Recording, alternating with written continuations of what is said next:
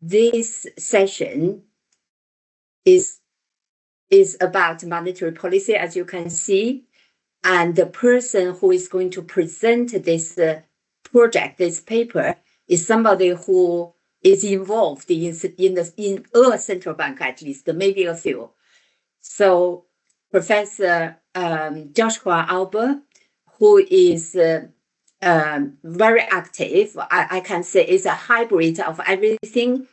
And he has been involved in different boards, different banks, and also otherwise some central banks. And that's something that I think Joshua is very active at the moment. But this is built on the very strong research profile that Joshua has already produced. So if you look at the note that we provide in our announcement, and Josh has published many academic papers, but more importantly, if you count the number of books that Josh edited or produced directly, cover, I think, many publishers, very good publishers. So the most recent one, of course, as far as I know, is the Routledge Handbook of Infrastructure Finance, which is a very big one. And in fact, Josh, I have received the hard copy just a couple of days ago, but it is at home, so I cannot show you, but I really like it. So, and thank you for the work. And Josh is also actually has a lot of experience in academic management. The highlight was that he was the dean for University of Ghana Business School. So it's well-rounded, as you can see. And today, I think, this paper is probably related to what Joshua is very active at the moment, involving in different banks. When we talk about central banks, of course, monetary policy. So, and this is the topic, actually, we have heard quite a lot. So people would be very curious in listening to Joshua and what are the fresh things that people in terms of monetary policy and probably the framework. So targeting inflation. So I learned something when I did my let's say economic degree. You have to cover those type of things. So I'm very curious about what are the new developments on this topic in this area. And given the current situation, I think this topic, monetary policy, is becoming more and more difficult and important as well. So we see a lot of problems now in terms of the financial flow. And so, Josh, without further ado, I would give the floor to you, and I'm very, very interested in listening to your new paper. Joshua? All right. Thank you very much, Hong, for the introduction and also the opportunity to share this work. And we're always excited to be associated with the Center for Global Finance at SOAS. I actually should have mentioned that Josh has been a very strong supporter to GCF and has been associated with GCF as an external fellow advisor. Okay, Josh, continue, please. All right. Thank you very much. You reminded me. This so this actually a chapter that we are contributing to a book that the central bank is editing. Central bank is editing a book on inflation targeting in Africa, and so we assigned a chapter to do a review of the IT framework per what exists in literature So this is just a DEX review. Is just a review of thinking around inflation targeting and being the current framework for monetary policy conduct.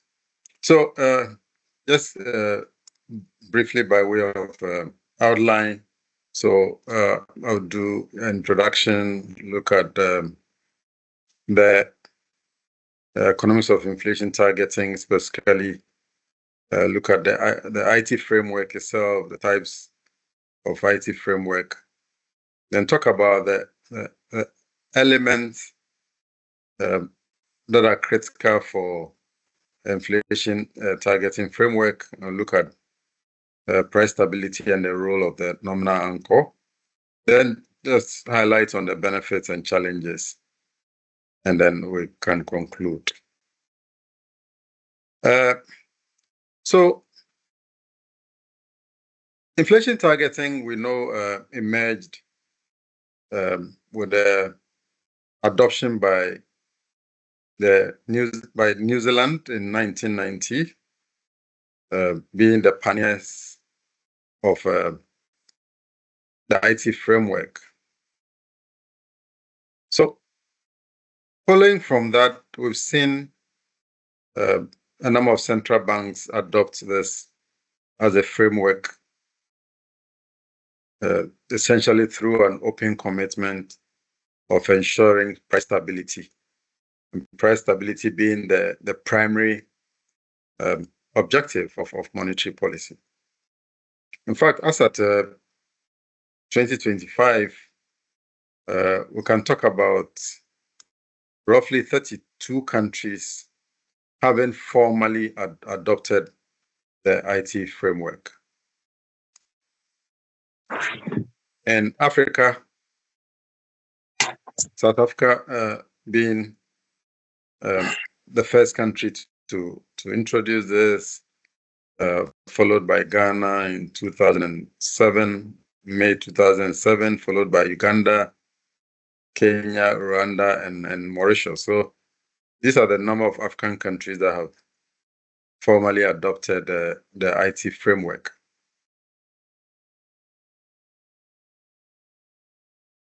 And we know the IT framework emerged essentially following the challenges that were associated with the previous monetary policy framework, specifically monetary aggregate targeting and then exchange rate targeting. We know monetary aggregate targeting, because of advances or innovation in monetary aggregates, it wasn't effective in really addressing or anchoring inflation. So we try to look at the IT framework as the current global framework for the conduct of monetary policy by central banks. So this table just gives a snapshot of some details with respect to the IT practice in 3 advanced countries, 3 emerging countries, and then 3 African countries. So we see New Zealand in 1990, followed by the UK, and then the US also adopting a flexible IT framework in 2012. We have Brazil, Indonesia, Turkey, and Africa, as I said, South Africa being the first in February 2000, followed by Ghana in 2007 and Ghana in 2011. And the target is inflation. Okay, so that is what you see. And in New Zealand was a midpoint, a target is midpoint between 1% and 3% of inflation. The UK, so New Zealand, they use the band targets, was UK uses a point target, US also uses a point target. If you look at Africa, South Africa, yes, started with a band target, but recently moved to a point target of 3%. Ghana has been a band target, or if you like, it's a hybrid. So it's 8 plus or minus 2%. So if you look at it in terms of range, then we are looking at between 6 and 10%. And then Uganda also being a point target. So in terms of measurements, essentially, it's a CPI, which most of these countries use. In terms of announcement, which is a major requirement of the IT framework, is that these countries really engage in public announcement of or public, if you like, discussion of the MPC report. So that just briefly. So in terms of the economics of the IT framework, I'll look at the conceptual foundation for IT.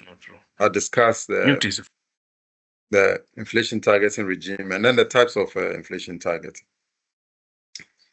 So as I said, yes, the inflation rates really represent the main variable of choice over a long term for an independent monetary policy. So you are looking at this over the medium to long term, and the main variable of interest here is inflation. And the central bank's main objective or mandate is price stability, ensuring low and stable prices, right? So that is what central banks that adopt the IT framework will be involved in. Now, SOAS suggests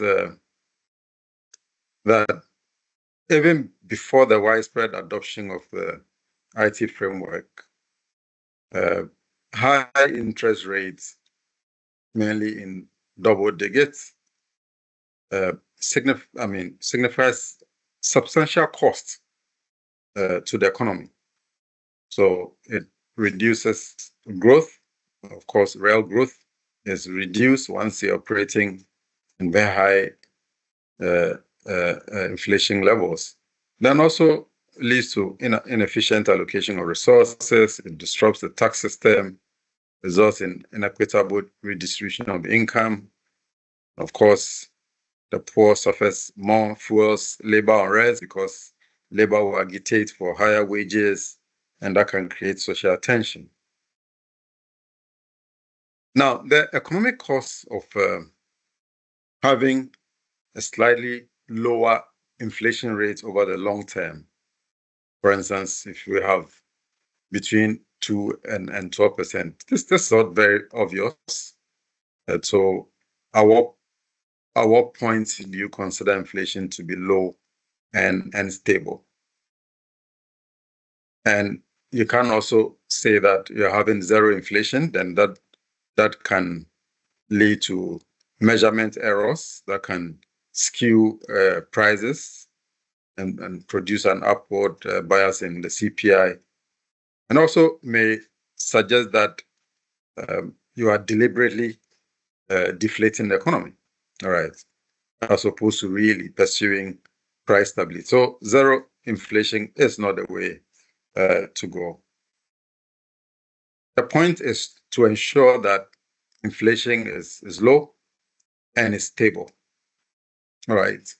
So in essence, a very low positive inflation target of, say, less than 1% will be considered more compatible with a price stability mandate of central banks.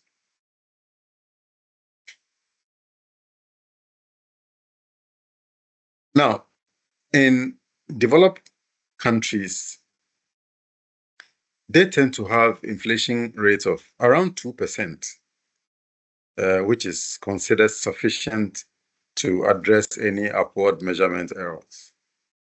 Now, before the global financial crisis, this rate was considered high enough to prevent any possible deflation gap. But post the crisis, we've seen weak growth. We've seen many economies really grapple with high inflation, and that led many economists to suggest that having high inflation target beyond 2% may be considered feasible, appropriate. In the case of poor countries, they tend to experience very high inflation rate shocks. And this, if you like, can be attributed to the large amount or proportion of food or fresh food and energy in their consumer baskets. All right. So if you take the difference between headline inflation and core inflation, this is appears to be very, very, very, very high, very significant, really wide. Okay. And we can attribute this to the high cost of food and energy, high energy prices.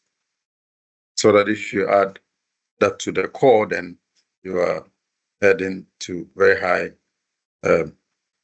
headline inflation. So that is by just the conceptual foundation for the IT framework. So let's look at the regime. Okay, so this we're saying involves how monetary authorities publicly announce a specific target for inflation.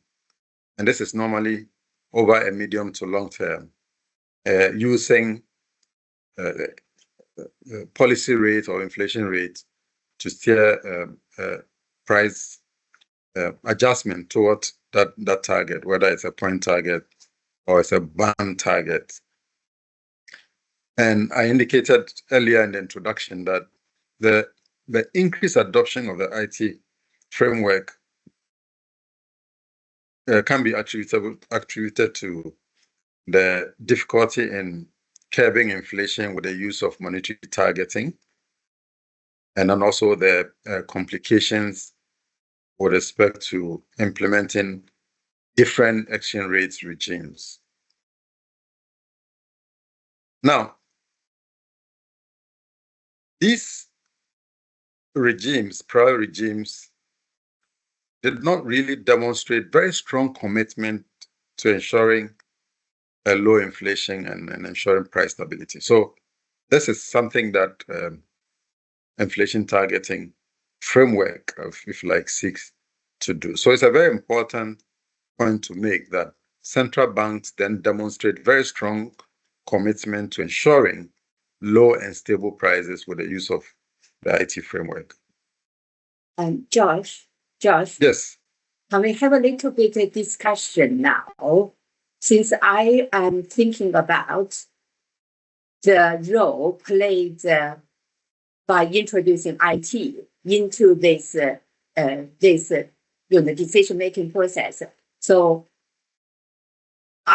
I want to see more. You mentioned a little bit. You said the adoption of IT actually changed something.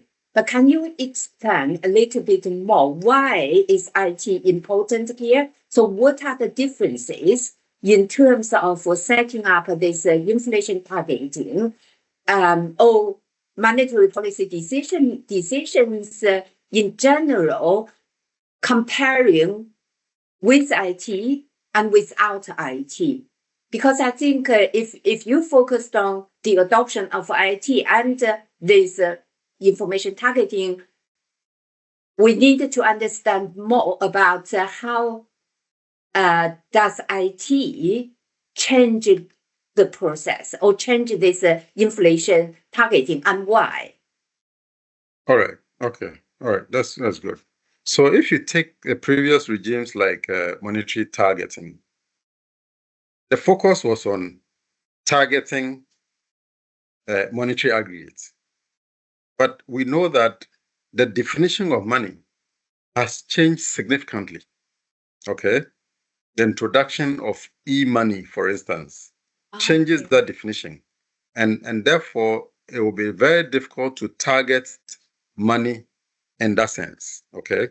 Now, if you look at the data from various countries, you notice that inflation tends to perform better under the inflation targeting framework or regime compared with the previous. And in the case of Ghana, we've seen that.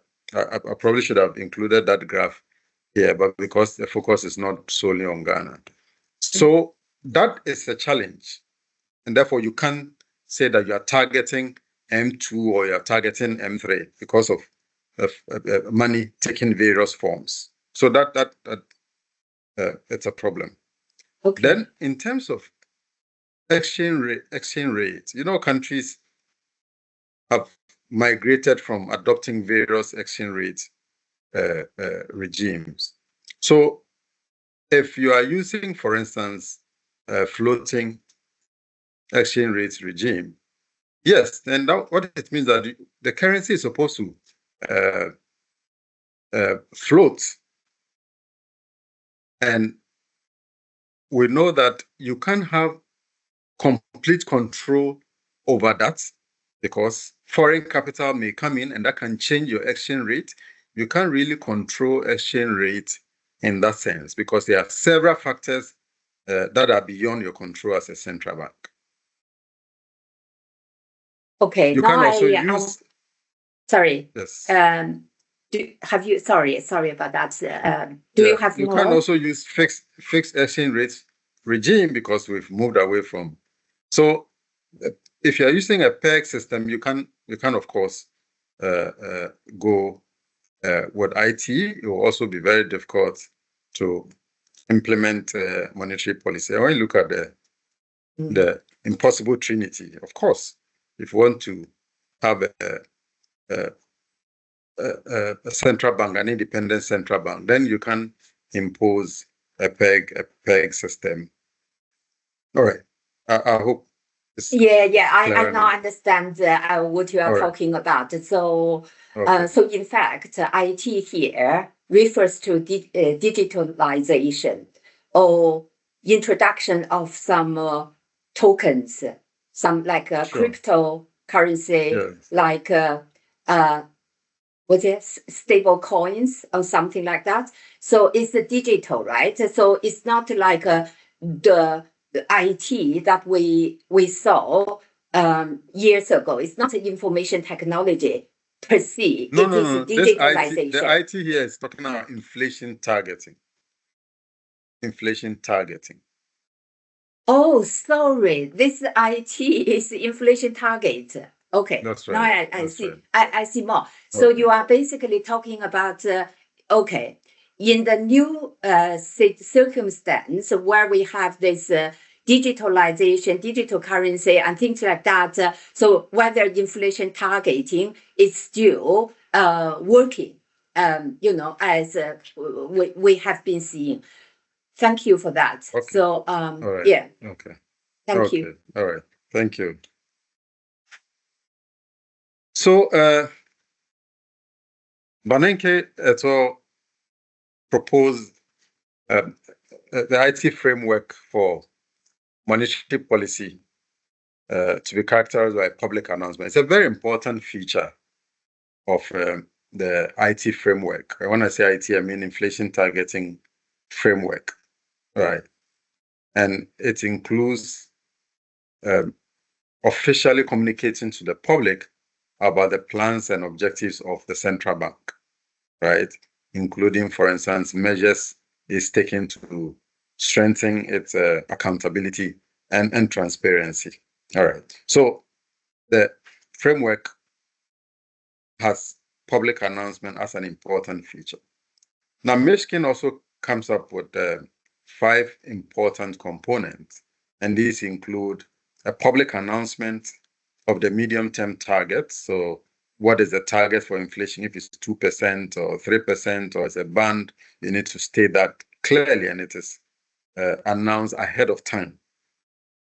Then there's also the need for an institutional commitment to price stability. So the central bank should have as its mandate, primary mandate, to ensure price stability. And then there should also be a forward-looking or inclusive information strategy that captures all important variables, okay, or indicators necessary for the Monetary Policy Committee to take the right decision. And also, it requires increased transparency through public communication. Now, if the public is unsure about the decisions of the central bank, that, of course, can impact on its work. Okay, so you need the central bank to be transparent. You need the central bank to really demonstrate to the public that they mean business, and whenever they say something, they are really committed to doing that. And also increase accountability of the central bank for attaining its inflation objectives. All right, so these are 5 components of the IT framework that Mishkin proposed. Now, of course, we've had other views for the IT framework, in the sense that monetary policy strategy will be characterized by a public announcement of this inflation target or this inflation target. And it helps the central bank to also avoid issues with respect to time inconsistency trap. So, for instance, the central bank has an objective of bringing down inflation and say implement a contractional monetary policy. You know that a political authority may also have their own objective and may want to, for instance, engage in expansionary fiscal policy, right? Maybe they promise people jobs, they promise infrastructure development, and so on and so forth. So that if the central bank does not publicly announce or does not make it clear where it is actually heading, you will have a political authority engaging in actions that may be detrimental to the work of the monetary authority. So actually announcing or making this clear is very important in bringing the political authority also on course, so they know the direction of the central bank. All right. So the IT framework, we know, entails seeking to achieve low and stable inflation. But this is with the base drift, without regards to, controlling deviations in the output level. So even though the central bank may have the primary objective of controlling inflation, it doesn't mean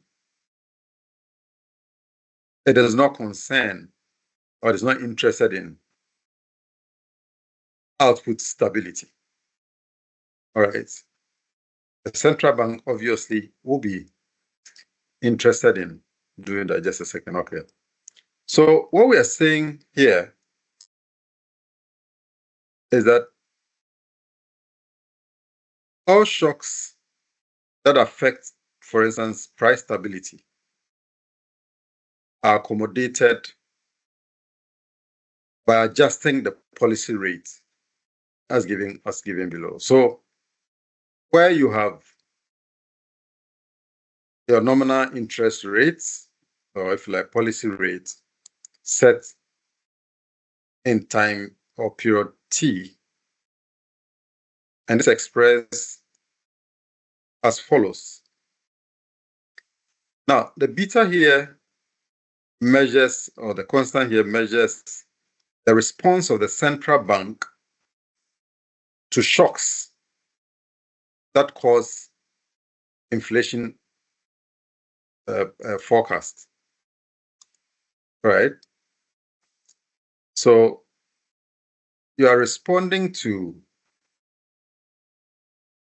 shocks that will cause inflation to deviate from this target, okay, this inflation target.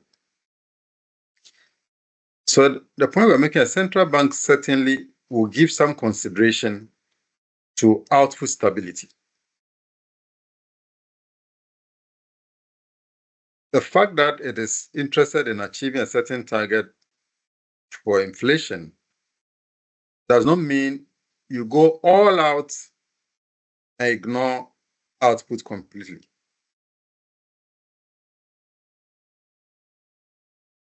Sometimes you need to look at the sacrifice ratio in terms of how much can you give so that output does not suffer. So you can go all out, try to control inflation, and end up stifling growth or output stability. So the central bank has an objective function, and that can be expressed as follows. So we've indicated the inflation target for period T, and the central bank will actually seek to address this issue of inflation shock, and that may mean applying a flexible a flexible inflation targeting, because if you are using a fully fledged, what it means that you are ignoring everything else, and your main mandate or your key mandate is inflation. But where you are adopting a flexible target, then what it means is that you can consider other economic outcomes, such as outputs that I talked about. Now, in a flexible exchange rate target, the central bank considers other indicators such as output, exchange rate, and so on and so forth. Because you can use your interest rate or your policy rate to address inflation and also look at stabilizing outputs and even stabilizing exchange rate. Because once you hike policy rate, what happens? That can incentivize investors to come into the market, and that can lead to appreciation of the currency. Now, if you are minded about outputs, then what you then do is that you reduce the policy rate, or you don't increase the policy rate beyond a certain threshold so that output does not significantly suffer. I've talked about the types of the IT framework. You can use a fully fledged framework where there's a single nominal anchor, and here you are interested in inflation. And this kind of regime is common in very advanced economies because they tend to have more robust and sound financial environment. And so the central banks tend to have very high credibility, transparency, and accountability, and therefore they're able to show strong commitment in achieving the goals of inflation targeting. All right, so countries that have used the full-fledged IT framework include New Zealand, Australia, Canada, UK, Norway, and Poland. Then we have eclectic IT, where the central bank is not only interested in just a single target, and it does not state an explicit inflation target, right? So what it does is to indicate inflation as maybe its primary target, but has other targets such as output and growth. So the US uses um, eclectic or the flexible IT framework where it targets inflation. The US targets inflation and employment as well. Ghana also uses eclectic, which so the central bank targets about three: price stability, growth, and then employment. So in that case, what you do is that you have your primary target and other target, or if you like, secondary targets. All right. And countries that have used this include Denmark, Switzerland, and Ghana.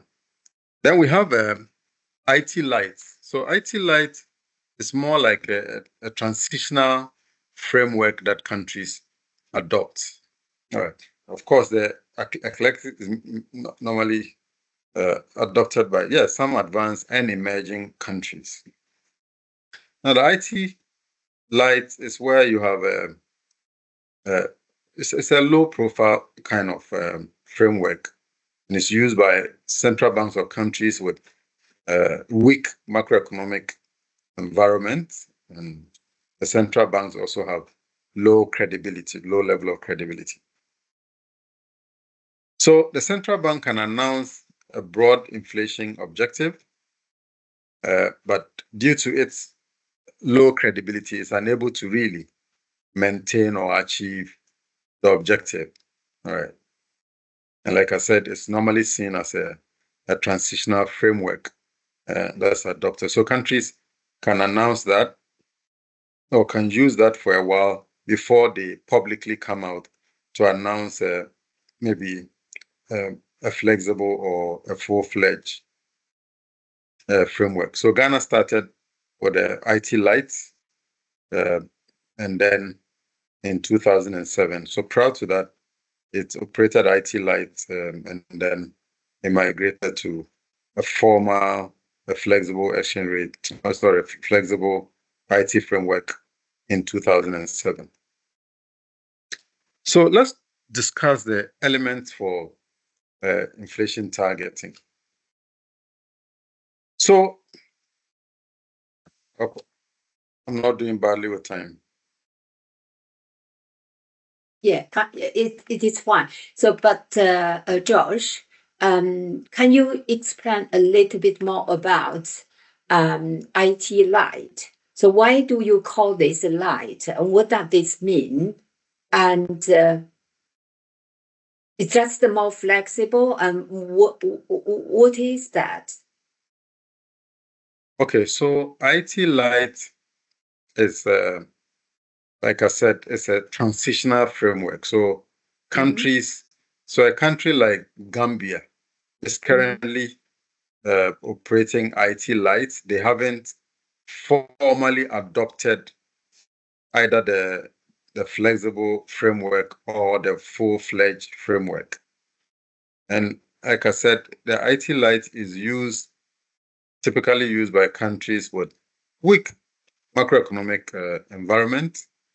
And we'll see very soon that the element of inflation targeting will require that you have a sound financial system and the economy is also doing well.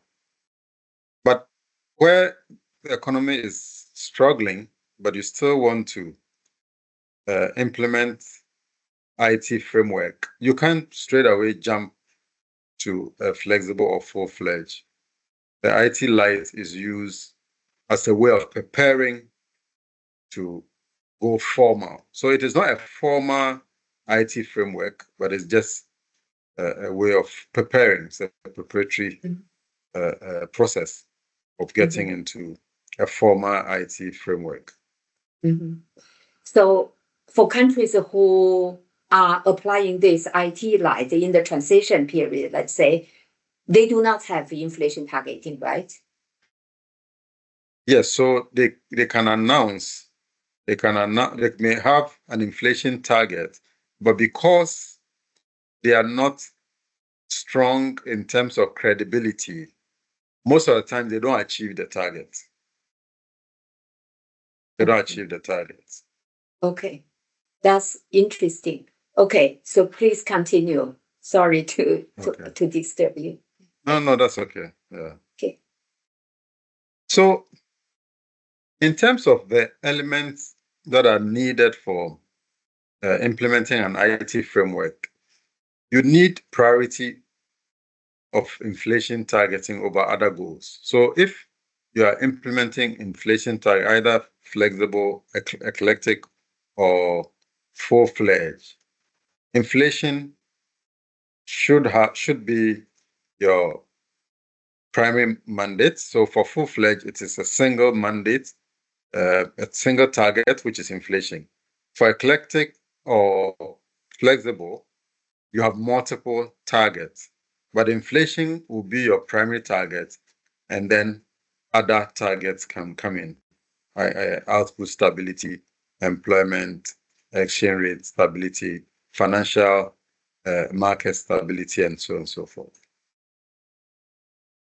So having inflation as your primary target is extremely important, okay? And that's a very important feature of this framework. Then there should be absence of fiscal dominance. We know that fiscal dominance is where the fiscal authority impresses on the monetary authority to reduce interest rates so they can borrow at lower interest or issue bonds at a lower interest, and so on and so forth. So, with strong fiscal dominance, monetary policy will become ineffective in achieving your inflation targets. In fact, an effective monetary policy will require strong coordination between the monetary authority and the fiscal authority. So if fiscal authority is pursuing, like I indicated earlier, expansionary fiscal policy, whilst the monetary authority is pursuing contractionary, that clearly creates a conflict. And there's no way monetary policy will be effective in achieving that. So you don't need the fiscal authority really impressing on the central bank to print money. When the central bank is printing and lending to government, that clearly will fuel inflation. And then in Ghana, we had instances where inflation was hitting over 40% because there was strong fiscal dominance, and the central bank had to step in to lend to government because of some challenges we went through. So that really made our work at the Monetary Policy Committee very, very, very difficult. You also need a central bank independence. And central bank independence is very important in the conduct of monetary policy, effective monetary policy. And yes, I know others have taken the argument to the point of even allowing central bank governors to finish their term, even though they were appointed by previous regimes or administration. We've seen the case of the US, elsewhere in Ghana. We experience it every now and then, change of regime, and there's pressure on the governor to leave. But the independence here can be looked at, more importantly, in terms of operational independence, so that the central bank has the freedom to use its own tools in the conduct of monetary policy, so that you don't have external forces dictating to the central bank what to do and so on and so forth. And there should also be considerable degree of control. So related to independence, it's a central bank should have control over its own policy tools in the conduct of monetary policy. And then also, there should be a reasonable methodology for forecasting. In fact, forecasting is so crucial.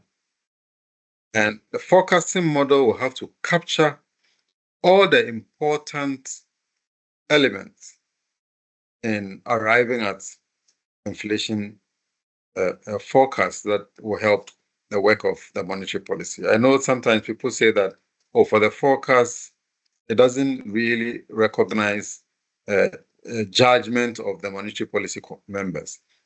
But the literature suggests that the model should be able to capture all of that, capture the issue of judgment in coming out with the forecast. So you need to have a very sophisticated, more advanced model to be able to forecast inflation accurately. And then sound financial institutions and markets. Very weak monetary policy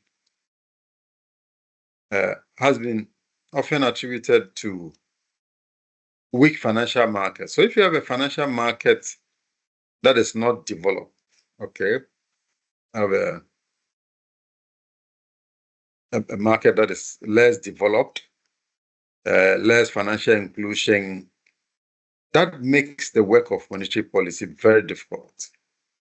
Because the transition mechanism breaks down because the agents, financial institutions that are supposed to transmit the decision to economic agents are not that strong.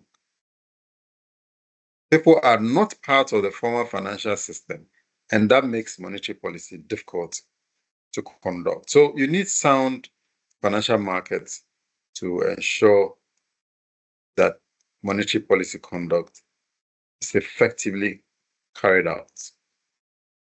So let me talk about the price stability and the role of the nominal anchor. So the IT framework is grounded on credibility. Okay. And when a central bank announces a target for inflation over medium term or long term, it must show commitment in achieving that. And whenever you are not able to achieve that, you need to explain to the market reasons why you will not be able to achieve that, and then steps that are taken in achieving that going forward. So the nominal anchor in the inflation targeting regime is showing a firm public expectation that monetary policy will maintain inflation stability in the near term or in the medium term. All right. And expectations of the public is really critical. And the point you are making is that you need to be able to manage the expectation, okay, because the public is aware that if you are not achieving your target, you certainly will be in a position to do that in future. So if you look at most countries or most central banks that adopt inflation targeting, in their press briefing, they will provide forward guidance as to what the next step will be should certain factors play out later. So the credibility of your medium-term or long-term inflation targeting really ensures that monetary policy responds in maintaining inflation stability over that medium-term or long-term. And of course, the policy makers need to adjust the expected path of your monetary policy rate in responding to unanticipated shocks and turbulences in the market. And you do all of that with the aim of bringing inflation back on track and also trying to minimize any disruption with respect to ensuring stability of production or output. All right. So let me try and explain this. So you have your policy instrument being your policy rate, okay? And you target long-term rates, and long-term rates will then impact on aggregate demand. So once you hike the policy rate, that increases interest rates on the market, and that can reduce aggregate demand. You can also have the exchange rate channel, where increasing the policy rate can lead to stability of exchange rates because foreign investors may want to pick up locally denominated instruments or assets, and therefore they'll bring in foreign currency, and that can show up the value of the local currency. And of course, exchange rate can impact aggregate demand, and aggregate demand eventually will impact on the output gap and then affect inflation. But inflation expectation really plays an important role based on the direction that the central bank provides. This can also be informed by inflation expectations. All right.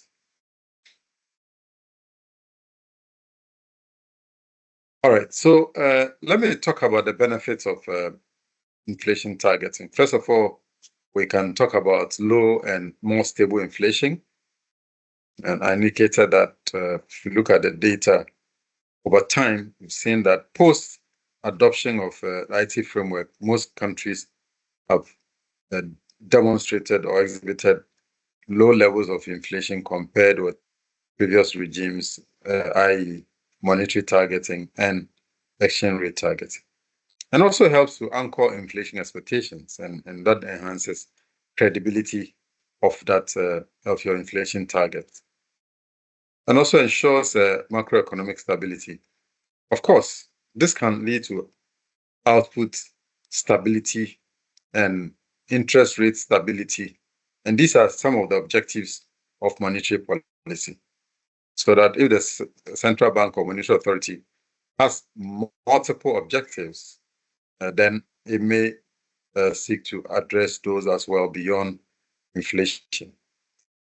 And also there's low inflation risk premium. And of course, investors or economic agents will not demand higher yields because they know that inflation is low, and you expect real rates to also be low. And also brings about improved fiscal discipline, so that the central bank is heading a certain direction in terms of curbing or controlling inflation. The monetary authority, the fiscal authority, will have to follow suit and not engage in acts that may increase money supply by engaging all kinds of projects and pumping money into the system and really making the work of the monetary authority very difficult. And also macro level benefits. Of course, once you bring down inflation, that can increase the real income of households, and that can improve household welfare. Now, in terms of the challenges, we can talk about mixed evidence on macroeconomic improvement. So on the inflation front, yes, we've seen inflation really trend come down. But in terms of macroeconomic improvement and output and all of that, literature suggests mixed. evidence, and also potential rigidity and output trade-off, because you always have to sacrifice some outputs to be able to achieve your inflation target. Of course, once our output suffers, we know the implications, effect on employment, and so on and so forth. Then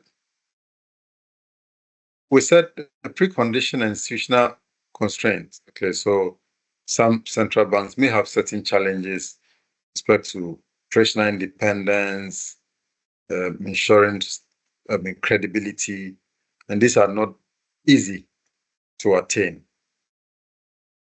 Then again, exchange rate volatility for an inflation targeting framework, you need to allow the currency to float. We've seen the IMF always complain about countries that try to fix the currency, even in an inflation targeting regime. We are currently on an IMF program, and whenever a central bank tries to intervene in the market, the IMF complains. So they think that you should allow the currency to move. But we know that in developing countries, it's often difficult to implement or use floating, okay, complete floating or flexible exchange rates. So most countries will rather adopt managed floating and from time to time intervene in the market to try and tinker out the rate.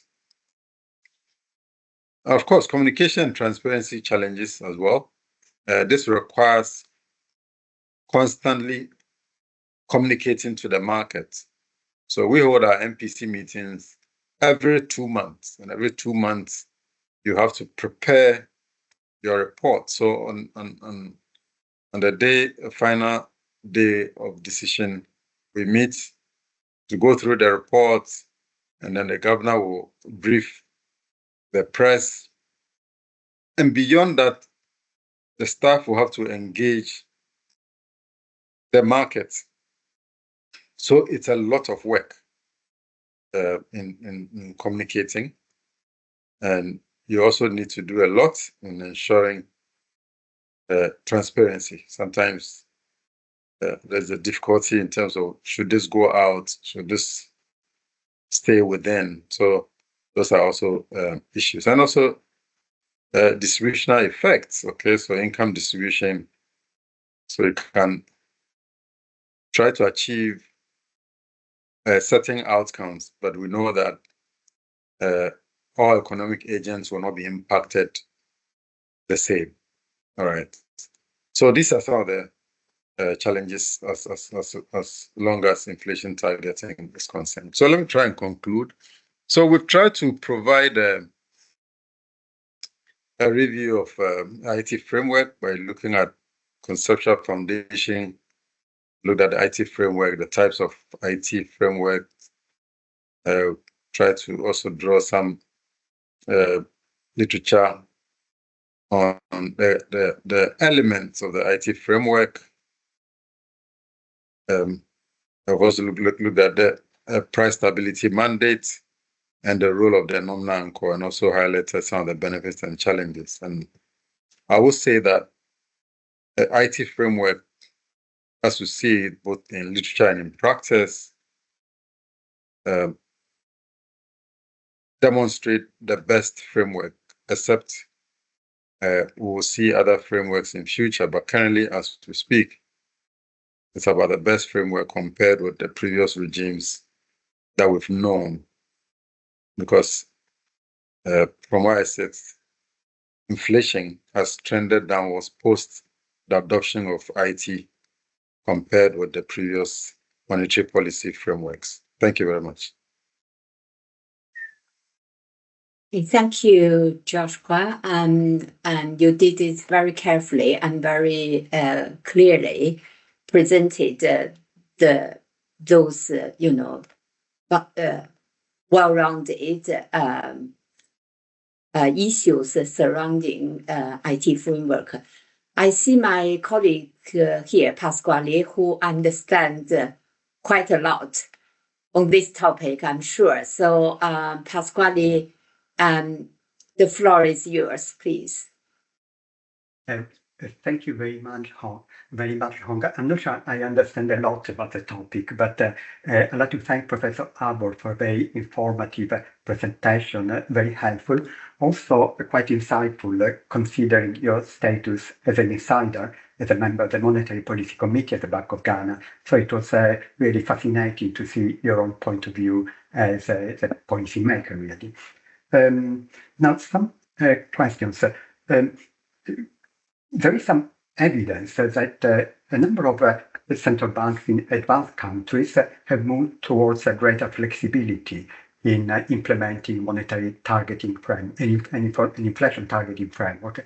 There is a recent paper by Borio and Chavez at the Bank for International Settlements, which shows that central banks, especially in advanced economies, have made use possibly of their perceived greater credibility to move towards a less rigid implementation of the framework and also a longer horizon to correct imbalances. And I was wondering whether they could create some issues with central banks in emerging and developing countries. You mentioned South Africa, and South Africa recently moved to the adoption of the lower boundary of their target band. So 3% relative to the 3 to 6% that used to be valid before. Although I understand that this is still under negotiation. The target of 3% has been announced after the latest meeting of the Monetary Policy Committee, but is still under negotiation with the National Treasury, which, as you know, raises the issue of the central bank as such has no democratic mandate, so it has an operational independence, but its target must be set by the policy authority, by the government. So I wonder again whether some central banks in emerging countries are now under pressure to adopt inflation targeting in a slightly stricter form to establish their credibility. And another issue is exchange rate targeting, and you correctly mentioned that inflation targeting does not consider explicitly the exchange rate, but this could be an issue for some emerging countries. In the context of India, for instance, Arthur Sen maintains that the Indian rupee is overvalued, which creates some problems and loss in international competitiveness and imbalance in the balance of payments. And that some attention to the exchange rate would be warranted in the context of emerging economies, again, because the external constraints could be more severe for them. Although I take your point about the IMF being very upset whenever you try to do that. Also, some just one small question. Your taxonomy of the IT types is very helpful, but you do not mention the European Central Bank. So I wonder whether you could tell us what are your views about the form of inflation targeted implemented by the European Central Bank, and also about the US. If you can give us an answer, not as an officer of the Bank of Ghana, whether you think that the US might be moving towards a more IT light type regime, given the possible weaker credibility that the US monetary authorities will face in the future. Thank you. Thank you very much, Pasquale. It's a set of questions and issues, and I can see they are very relevant. So, Joshua, would you like to respond? All right. Okay. Thank you very much. I think a number of them were mainly comments and suggestions. Yes. So I agree with you on the South African one. Yes, I mentioned that. Yes, they recently moved to a point target of 3%. Yes, but I know that is still in the process. The European Central Bank, yes, will reflect that and see whether we can include that also in the details we provided. Like I said, this is a paper we are contributing to a book, so it's still in progress. So we will reflect that. The case of the US, well, I think that the challenges they are having at the moment have to do with the current dispensation. And I think that beyond that, they may still stay with their flexible or eclectic framework of inflation targets, or it's like price stability, and then employment. Eclectic then will be abandoning all the benefits they've actually enjoyed using this current framework. All right. Okay, I see a couple of hands here. I think, Bo, you are the first. So, can you take the floor, please? Yeah. Nice to see you. Yeah, it's a good presentation. The cost of bringing down inflation. I've seen one VAR study about this, which suggests that the cost of inflation starts to affect growth in industrialized countries, high-income countries, around 3-4%, and then for low-income countries, around 9-10%, something like that, perhaps. The problem with inflation targeting is to convince people about what they actually do and what doesn't do. Inflation is driven very much by expectations. We know that if we're going to try and control inflation by money supply, that's going to be very costly because the money supply turns out to be quite difficult to control. It seems to be very elastic money supply that we have today compared with what it might have been 40, 50 years ago. So what we do here is that we try to affect people's expectations by having a very consistent policy that responds to all types of shocks and changes in the inflation rate and try to be very consistent with it. And everything has to do here with having an independent central bank that acts in a very predictive way. And that it is very much about controlling expectations and forming expectations and convincing people, yes, that our inflation policy is very steady and fast.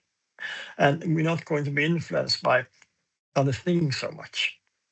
So that turns out to be something difficult to explain to people, that if inflation is high, you might have to squeeze the economy quite a lot to bring it down. If you allow inflation to continue, it's going to be even costlier and cost you much more than to squeeze the economy a bit so that inflation goes down. But if you are consistent with your inflation targeting, this should be easier and much easier to do in the long run. So you have to work a lot with explaining the basics here of inflation targeting. And it is very much the idea that inflation expectations are the main driver of inflation. And we have learned that over the last 20, 30 years a lot.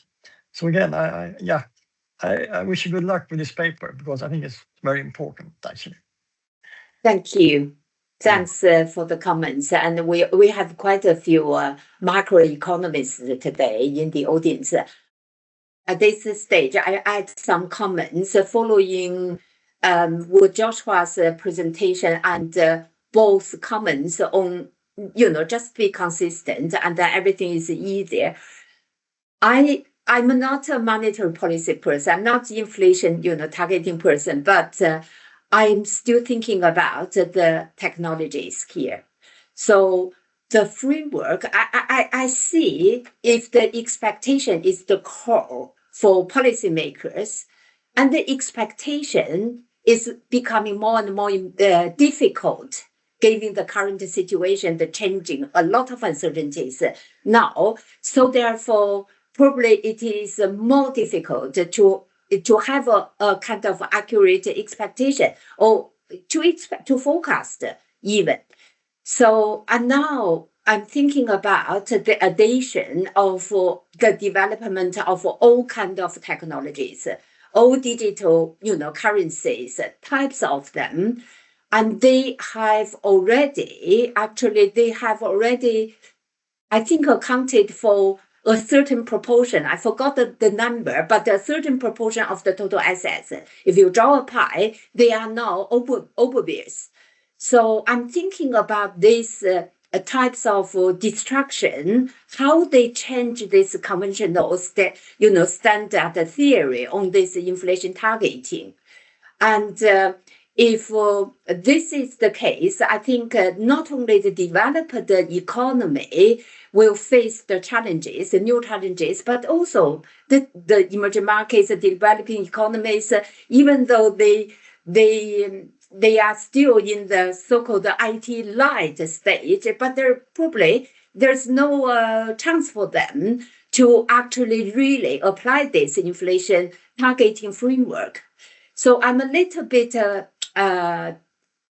concerned about, whether we should still use those standard framework without consideration of this technology, the new things, because they are coming.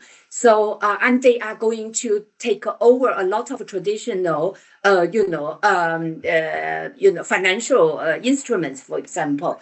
So that's and think about, the Nobel Prize this year. They just announced it. It's all about the destructive technology that contributed to the growth. So we are facing the next stage. And I think that's my major concern. And I would say, no matter what we are talking about at this stage, we probably need to consider what the impacts of this type of, new generation of technologies, particularly in terms of monetary policies. How shall we change? How shall we adjust? These type of things. So that's my concern, Joshua. You can respond, or you can just say we can discuss later. But all right, that's fine. It's an important observation. But in terms of the evolution of monetary policy, if you look at when New Zealand adopted the IT framework, that was even way before cryptos and some of these digital currencies. But of course, we had e-money, we had other digital types of currency, and we had some innovations in monetary aggregate. So those were the factors that, if like, inform the countries beginning to abandon a monetary aggregate or monetary targeting as a framework for monetary policy conduct.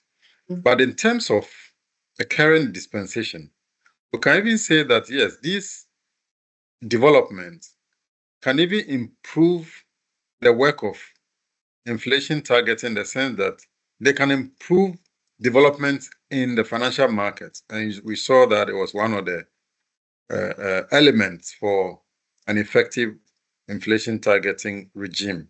So yes, to that extent, it can help. The flip side is that they can be very risky, and they can bring about shocks in the market. And once those shocks impact the broader economy, then of course we know that monetary policy will have to come back and start all over. So those are some of the challenges.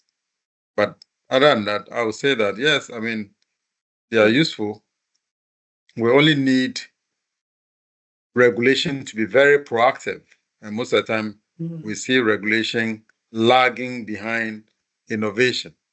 But if regulation can be proactive and foreseeing where the direction of the market, and even begins to put the right measures and regulations in place to try and manage or regulate these developments, I think will be useful. Yeah.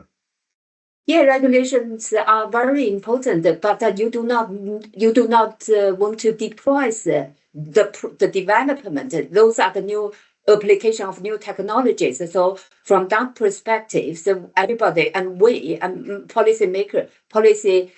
monetary policy makers, they should adapt. They should adjust the models that they are based on, and to allow this type of the new technology, the application of the destructive technology. So thank you, Joshua. You're right. The only thing you are trying to do is regulate, but not stop. You are not stopping. You are exactly regulating. You cannot Because really without, stop in them. the absence of regulation, yes, these guys can also engage in excessive behavior, risk-taking behavior, and that can be detrimental. Yeah. So, Martin, are you coming back, Martin? Yeah, can you hear now? Okay, great, Martin. I waited for a while, but then you are coming back sorry, now. but I couldn't turn my mic on. Oh, that's why I cannot see you. So now is your turn, Martin, and I mentioned that you have the macroeconomics economic background, and then you have a lot of practical experience in the banking sector. So you can come in and to comment on Joshua's presentation, please. Yeah. Thanks, Josh, for that very comprehensive review of IT. Actually, I was involved in Uganda in implementing IT. But one thing which really puzzles me is the transmission mechanism. And I've referred to the figure on slide 27, I think, and which, if you look at the literature, most of which obviously refers to developed countries, then most of the stress is on the policy instrument, the interest rate, the policy interest rate, working through intertemporal substitution of private expenditures, which in turn affects aggregate demand, and through that the output gap and the inflation rate, as you show on the in the diagram. But it seems to me that in Africa, that mechanism ought to be very weak, because generally financial markets are very shallow. And very few people hold deposits which pay them an interest rate. And bank lending rates tend to be very sticky with regard to the policy rate. So that channel of the transmission mechanism shouldn't be very effective. And yet we still see the empirical evidence suggests that inflation targeting has worked in Africa as well as elsewhere in the world. So I would really like to hear your views on how you think the transmission mechanism is working. Thank you. All right. Thank you, Martin. That's a very important question. So, yes, we agree with you perfectly that the transmission mechanism is very weak in developing countries, especially in Africa. But we only try to compare IT with the previous regimes.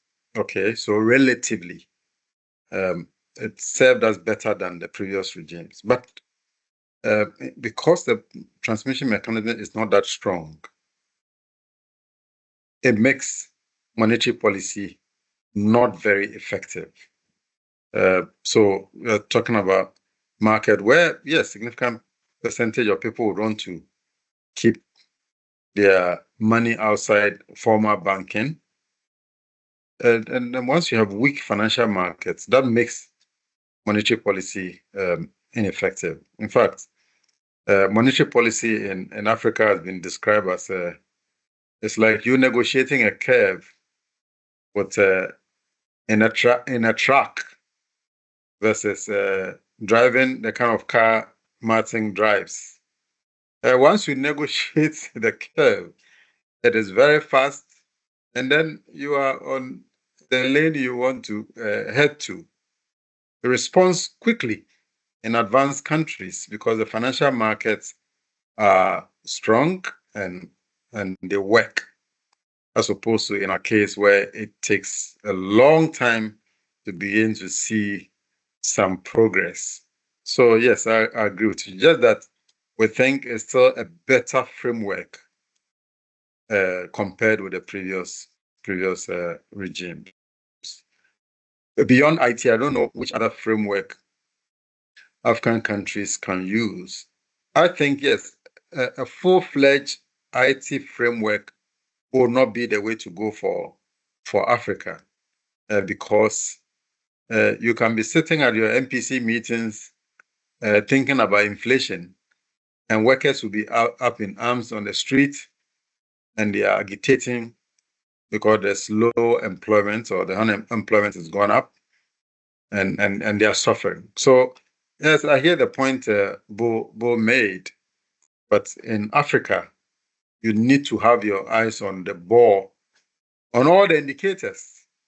Inflation, because you can also leave inflation, then the output you get, the nominal output or growth, is nothing to write home about. We have real rates, which is very, very, very low because inflation is up there. So those are some of the issues for Africa. I think that the flexible or eclectic is the way to go because you have your primary mandates or primary objective, and then you have subordinated objectives to think about: output, exchange rates, financial market stability, and all of that. And I also think that, yes, even though the policy rate is the main instrument used in the IT framework, other instruments are necessary in the case of Africa to try and address the other objectives. So yes, our central bank is active in issuing instruments to try and mop up, using the reserve requirements, and recently introduced what we call the dynamic cash reserve requirement. And so if you are lending more, we'll reduce the reserve requirement for you. If you're not lending, then you have to reserve more with the central bank. Because we also notice that some of the banks are not lending. They will rather go and put their monies in government instruments and just sit. We've noticed that with the Nigerian banks, they are not really doing banking. They are not engaged in credit extension. They are just mobilizing the deposits and putting the monies in government instruments. So those are some of the things that we need to address to continue improving on the work we do with respect to using inflation targeting and monetary policy conduct. Thank you. Thank you. So I think we are about that time that I should conclude this session. But thanks for the audience for your time, and thanks for questions. Joshua, thank you for your very informative presentation, and I'm sure this is a good contribution to that book. So before I close, Joshua, I give you maybe 2 sentences to finish it. All right. So yes, I hope next time I'll be able to present something on IT in Ghana to be able to demonstrate more empirically how the IT framework has really helped us and other African countries. We believe that this book we are doing will also help to contribute significantly to the literature, at least the 5 African countries, how they are implementing the IT framework and how that has really served serve them, and what lessons we can learn from each other and other countries. So thank you very much for the opportunity. Okay, thank you. And thanks everybody. Have a good day.